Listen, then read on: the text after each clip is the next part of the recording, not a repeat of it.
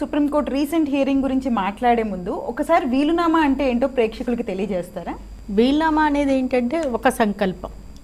మన చక్కటి తెలుగులో చెప్పాలంటే అదొక సంకల్పం. అంటే వీలునామా రాయటం అనేది ముఖ్యంగా ఆ ఆస్తి ఎవరైతే సంపాదించారో, అంటే స్వంత ఆస్తి అయి ఉండాలి. పిత్రార్జితం పూర్వీకుల నుంచి వచ్చిన ఆస్తి అయి ఉండకూడదు. అలాంటి ఆస్తి మీద వీలునామా రాసే అధికారం ఎవరికి ఉండదు. సో వీలునామా రాయాలంటే ముందు ఆ ఆస్తి వాళ్ళు సంపాదించి ఉండాలి. సో ఎవరైతే సంపాదిస్తారో ఆస్తిని వారు మాత్రమే ఆ వీలునామా రాయాలి. అంటే వాళ్ళు ఏంటంటే వాళ్ళ ఆస్తిని వాళ్ళు ఎవరికి ఇవ్వాలి అన్న విషయాన్ని కంట్రోల్లో పెట్టారు. సో వాళ్ళ కంట్రోల్లో ఉంటుందన్నమాట. నా ఆస్తి ఎవరు అనుభవించాలి, ఎంత అనుభవించాలి అనేది వాళ్ళ ఆలోచనల ప్రకారం, ఆ సంకల్పం ప్రకారం రాసేదే వీలునామా. సో ఈ వీలునామా రాయటంలో ఏంటంటే స్టాంప్ పేపర్ మీద రాయాలా అని ధర్మ సందేహాలు వస్తాయి అందరికీ. స్టాంప్ పేపర్ మీద అవసరమే లేదు. ఒక తెల్లటి కాగితం తీసుకుని చక్కగా చేత్తో కూడా రాయొచ్చు.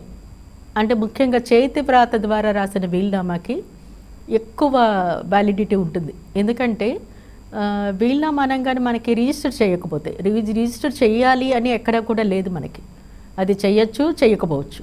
కానీ రిజిస్టర్ చేయటం వల్ల ఏమవుతుందంటే, ఒకవేళ మన చేతులతో మనం రాసుకునే వీలునామా పోయిందనుకోండి, వీలునామా ఎప్పుడు కూడా తదనంతరం అమల్లోకి వస్తుంది. ఆ తదనంతరం అమల్లోకి వచ్చినప్పుడు ఏమవుతుందంటే, ఆ వీలునామా కనబడకుండా పోయిందనుకోండి, అలాంటి సిచ్యుయేషన్లో ఏం జరుగుతుంది?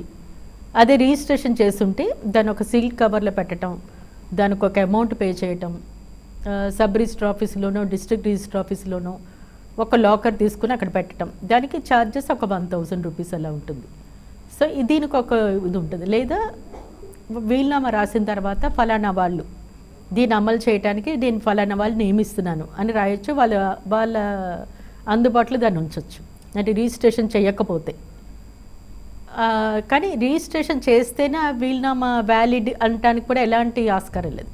అది వీలునామా రిజిస్టర్ చేసినా చేయకపోయినా దాని వ్యాలిడిటీ దానికే ఉంటుంది.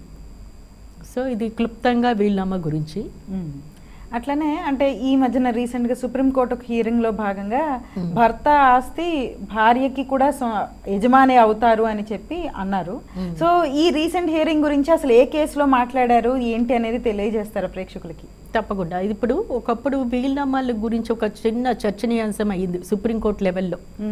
అంటే కొన్ని కేసులు ఏమైందంటే భార్యకి లిమిటెడ్ రైట్ ఇవ్వటం. అంటే ఆమె బతుకున్నంత వరకే ఈమె అనుభవించాలి, తదనంతరం ఆమె అది బతుకుండగా ఆమె అమ్మటానికి కానీ దేనికి కూడా ఆమెకు హక్కులు ఉండవు. ఆమె ఉన్నంత వరకు అనుభవించిన తర్వాత తదనంతరం ఫలానా వాళ్ళు, అంటే పిల్లలు లేరనుకోండి, ఇంకా దగ్గర బంధువులు ఎవరైనా ఉంటారు కదా, వాళ్ళు ఎవరైనా దీన్ని అనుభవించవచ్చు అని ఒక చిన్న కండిషన్ పెట్టి రాయటం అనేది ఉండేది. అలా రాసినప్పుడు ఏంటంటే దాని మీద చాలా కేసెస్ పడ్డాయి. సుప్రీంకోర్టులో కూడా వివరణలు ఇచ్చింది. అలా లిమిటెడ్ ఎస్టేట్ వైఫ్కి పెట్టడానికి లేదని చెప్పి అప్పట్లో జడ్జిమెంట్స్ కూడా వచ్చాయి. అలాగే రీసెంట్గా ఇప్పుడు కొత్త ఏంటంటే, ఫర్ ఎగ్జాంపుల్ ఏదైనా ఒక వీలునామా వైఫ్కి సంబంధించి రాసినప్పుడు ఆమె లిమిటెడ్ ఎస్టేట్ అనేది ఎప్పుడు కూడా, అంటే కంట్రోలింగ్ అని మనం చెప్పుకున్నాం, అది ఉంటుంది. కానీ కొన్ని అర్థం పద్ధలేని లిమిటెడ్ ఎస్టేట్స్, ఫర్ ఎగ్జాంపుల్ ఆమెకు ఒక నెసెసిటీ ఉంది, ఆ ఆస్తి అమ్ముకుంటే కానీ ఆమెకు ఉన్న అవసరం గడవదు. అలాంటప్పుడు ఆ లిమిటెడ్ ఇంట్రెస్ట్ ఏదైతే ఉందో ఆమె అమ్మకూడదు, కేవలం అనుభవించాలి. తదనంతరం వాళ్ళ వారసులు ఎవరైతే ఉన్నారో, వారసులు అంటే దూరపు వారసులు కావచ్చు, పిల్లలు ఎవరైనా ఉండొచ్చు, ఈమెకి లిమిటెడ్ ఇంట్రెస్ట్ ఉండాలన్నది మాత్రం చెల్లుబాటు కాదని సుప్రీంకోర్టు తీర్పు ఇవ్వడం జరిగింది. అలాగే మరొకటి ప్రాపర్టీకి సంబంధించి, ఆస్తులకు సంబంధించి, అంటే వీలునామాతో సంబంధం లేకుండా, ఇప్పుడు హస్బెండ్ కొన్నారు, భార్య పేరు మీద కొన్నారు, ఆ కొన్న తర్వాత ఆమె సొంతానికి వాడుకోవాలని అనుకున్నారు అనుకోండి, అప్పుడు ఆ ఆస్తికి సంబంధించి ఎవరైతే డబ్బులు ఖర్చు పెట్టారో అది కోర్టు పరిగణలో తీసుకుని అది కుటుంబానికి సంబంధించిన ఆస్తిగా పరిగణిస్తుంది. సో ఇలాంటివన్నీ వచ్చాయి. కానీ ఇప్పుడు మనం ప్రత్యేకంగా మనం మాట్లాడుకోవాల్సింది వీలునామా గురించి కాబట్టి, ఈ వీలునామాలకు సంబంధించి కొంత సందిగ్ధం అనేది మొదటి నుంచి ఉంది. అలాంటి మోసపూరితమైన వీలునామాలు రాసిన, ఇలాంటి కొన్ని కండిషన్స్ పెట్టిన, ఆ కండిషన్స్ కూడా చెల్లుబాటు అయ్యే విధంగా ఉండాలి. ఇప్పుడు వీలునామా ఎవరైతే రాస్తారో ఖచ్చితంగా వారు వారి ఆస్తిని ఎవరికి ఇవ్వాలి, ఎవరు అనుభవించాలి అనే విషయంలో వాళ్ళు పూర్తిగా కంట్రోల్ చేస్తారు. అది వాస్తవమే. కానీ అది ఒక్కొక్కసారి అసంబద్ధమైన కండిషన్స్ పెట్టారే అనుకోండి, అప్పుడు కోర్టులో అలాంటి వాటి గురించి ఛాలెంజ్ చేయటం, సుప్రీంకోర్టు కూడా దాంట్లో రీజనబుల్ జడ్జిమెంట్స్ ఇవ్వటం ఇప్పటివరకు జరుగుతూ వచ్చింది. సో ఇది ఏంటంటే వీలునామా రాసే వ్యక్తికి ముందు మతిస్థిమితం బాగుండాలి, వారి మనసు కరెక్ట్గా ఉండాలి, సరైన ఆలోచనలో విధానంలో ఉండాలి వారి మనస్సు వీలునామా రాస్తున్నప్పుడు. అలాగే వారు రాస్తున్నప్పుడు ఏంటంటే ఏ ప్రాపర్టీ, ఏ షెడ్యూల్, దానికి సంబంధించిన వివరాలు చక్కగా రాయాలి. దానికి ఆస్తికి సంబంధించిన పత్రాలు ఏంటి, దానికి రిజిస్టర్డ్ అయితే రిజిస్టర్డ్ డీడ్ నెంబరు, దాని బౌండరీస్, ఇవన్నీ కూడా నీట్గా షెడ్యూల్స్ లాగా రాయాలి. అలా రాయటానికి న్యాయవాది హెల్ప్ తీసుకోవచ్చు. లేకపోతే ఏమవుతుందంటే ఆస్తి జస్ట్ అలా రాశారనుకోండి, అది ఎక్కడుందో ఎలా అమలు చేయాలో మనకు తెలియదు. ఎందుకంటే తదనంతరం కదా అమల్లోకి వచ్చేది. అయితే ఈ తదనంతరం ఎలా అమల్లోకి వస్తుందని చాలామందికి సందేహాలు ఉంటాయి. ఎలా అమల్లోకి వస్తుంది అంటే ఈ తదనంతరం ఆ ప్రాపర్టీకి సంబంధించిన వీలునామా తీసుకుని రిజిస్టర్ ఆఫీస్లో ఒక ఫామ్ ఉంటుంది, దాన్ని నింపాలి.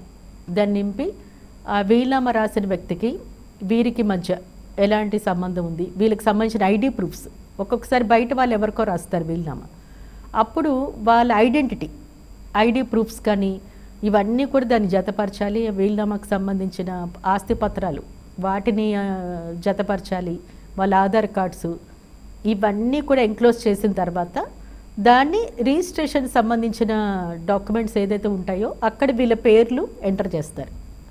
ఏ ప్రాపర్టీ అయితే ఉందో ఆ ప్రాపర్టీ వీలునామా ఎవరైతే రాశారో వారి ఆస్తికి సంబంధించి వారి తదనంతరం తర్వాతి వారసులు ఎవరికైతే ఇస్తున్నారు వీలునామా ప్రకారం వాళ్ళ పేర్లు అక్కడ నమోదు చేస్తారనమాట.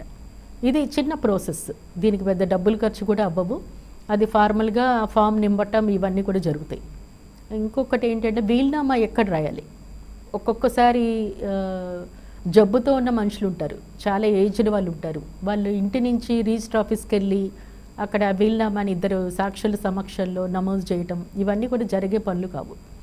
అలాంటప్పుడు ఏం చేయొచ్చు అంటే సబ్ రిజిస్టర్ ఆఫీసులో ఒక స్లాట్ ఉంటుంది, ఆ ఫామ్ తీసుకోవాలి, ఆ ఫామ్ నింపాలి. నింపిన తర్వాత వీరికి సంబంధించిన వివరాలు, ఎన్క్లోజర్స్ ఏమన్నా ఉంటే అవన్నీ కూడా అప్లోడ్ చేయాలి. చేసి ఒక స్లాట్ తీసుకున్నప్పుడు ఒక టైం అనేది ఇస్తారు ఆన్లైన్లో బిల్ డీడ్ చేస్తున్నప్పుడు. ఒకప్పుడు సబ్ రిజిస్టారు రిజిస్టర్ ఎవరినో ఒకరు పర్మిషన్ తీసుకుని ఇంటికి తీసుకొచ్చేవారు, అంటే సిక్ మెడికల్ సర్టిఫికేట్స్ లాంటివి చూపించి వాళ్ళకి అద్దెలేని పరిస్థితిలో ఉన్నారని చెప్పేసి తీసుకురావటం అనేది జరిగేది. కానీ ఇప్పుడు ఏంటంటే అన్నీ ఆన్లైనే కదా, మ్యాక్సిమం ఆన్లైన్లో జరుగుతున్నాయి. సో మేము ఇలా వీలునామాని ఇంటి నుంచే చేస్తాము అన్న విషయం వాళ్ళకి చెప్పాలి.